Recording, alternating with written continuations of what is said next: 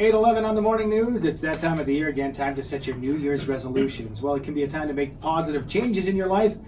It can also be frustrating if you fall short of your goals. With some advice on how to make your goals a reality in the new year, we're joined by Doug Vermeeren. Doug's an author and creator of the Personal Power Mastery Program. Joins us live in studio. Good morning, Doug. Hey, it's good to be with you, Andrew. Well, 11 days away from the new year. It seems a little far, but I understand now's the time we should be thinking of the goals. Maybe not midnight on New Year's Eve. What? Well, I think we should always be looking for times to improve ourselves. And tell you the truth, if you miss it for New Year's, why not start now? I think that's a great point, because we get so wrapped up in it's got to be at New Year's. We decide all these great things, but so what if you miss it? You can still start in January, February, or whenever. And I think also with a lot of the family stuff going on, and let's face it, some parties and all those kind of things, you might not be in your best state of mind to make the perfect decisions for your year. So anytime's a good time, but let's plan it right. Yeah. Sometimes the word attainable isn't fun, but let's talk about setting goals that we might be able to achieve. I think sometimes we have grandiose goals as we put a cap on a year, but you're saying maybe not so ambitious? Well, you know what's interesting is I was fortunate enough to have the opportunity to go out and interview more than 400 of the world's top achievers, kind of like what Napoleon Hill did to write the book Think and Grow Rich. Now, the interesting thing, when I went out and I interviewed the 400 top achievers, they actually do goal setting quite a bit different than what we're taught most of the time. So you've probably heard that idea of the SMART goal system, that's specific, measurable, achievable, all that stuff, or the write it down, set a date, and I mean, those are all pretty good ideas, but there's actually a much more simpler way to do it than that. And I find that, quite frankly, the easiest way is something called the law of probability. In other words, what we'll probably achieve can generally be sort of broadcasted in what we're already doing or what we'd really like to do based on how we're spending our time and our habits. So what I kind of suggest is, if you could imagine, if you will, like a target at the end of a football field 100 yards away. If you were told, shoot an arrow into that from 100 yards away, it's pretty unrealistic that you'd hit the bullseye. But if you took a step forward and another step forward, and the closer you got to that target, the easier it is to hit, right?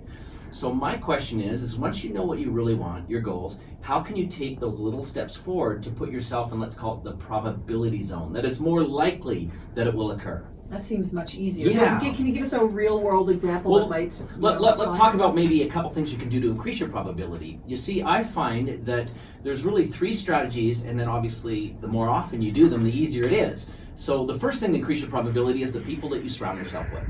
So if you want to have better influences in your life and you want to have access to certain kinds of opportunities or learning or what have you, start surrounding yourself with people that are either already doing those things or can open those doors for you. The next one's really kind of important too, and that's geography.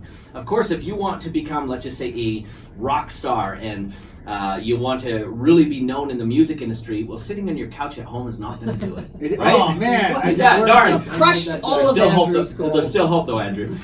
But if we now get ourselves in the right geographical location, obviously that's where those doors can be opened. So we surround ourselves with people who could open those doors. And by the way, I'm not saying everyone today listening needs to start becoming a rock star, but just think about everything from the education that you're trying to do, or the jobs that you're trying to get, or whatever. The people and the places you go will open those doors.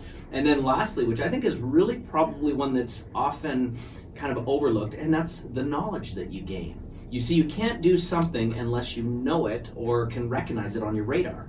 So if you are looking to grow your year, if you're looking to get to certain goals, let's just say, for example, you're looking for more financial independence in your life, where are you learning the information that's going to provide that? What books are you reading? Maybe it's the courses or seminars that you're going to, or even the YouTube videos that you watch. What are you bringing into your mind that's going to open up those possibilities for you in the future? Again, how can we increase the probability? And then, like I said before, how frequently can we do this? We should be doing it every day. The more frequently you do it, the faster your goals will arrive. All very powerful points. So should we pick more than one thing, though, Doug, or should we just focus in on one to begin with? Well, that's a really great question. And I have a lot of people that we talk to about this idea of focus. And there's a scientific term called inaptitudinal reasoning. And maybe you've heard of that before, but what it really means is someone who can't pick one thing to be focused on. And that's one of the biggest things that keeps most people from achieving goals. I like to look at it this way. Imagine if you had a room full of plants and you've only got one glass of water. If you try to water everything, it's all gonna die. But if you pick 1 or 2 or 3, you can keep it and you can sustain it. So for this year, I would suggest write down a list of the top 10 things that you want to do. In fact, my advice is put a timer on when you do it, 60 seconds, write down the top 10 things. What that's going to do is shut off the logical part of your brain. You're now going to come from your heart, and you're going to immediately write down the top 10 things. And then when you get those done, then pause, take a minute, pick the top 3 that you're going to work on now. And you'll also notice how when you write down those top 10, there are some that are going to be cohesive and coordinated and very similar to each other. And so sometimes you can cluster them or group them, which will make it easier. Man, we could do a whole hour, but just before we go, where can we find you online there, Doug? Yeah, you can find me online at, well, obviously if you type in my name into YouTube, lots of free tools and materials and things that will help you get to your goals. And of course, if you find me on YouTube, you can find us on our website. We come out and do events and speak to groups and that kind of thing too. So happy to be of service however we can. Doug Vermeeren is author and creator of the Personal Power Mastery Program.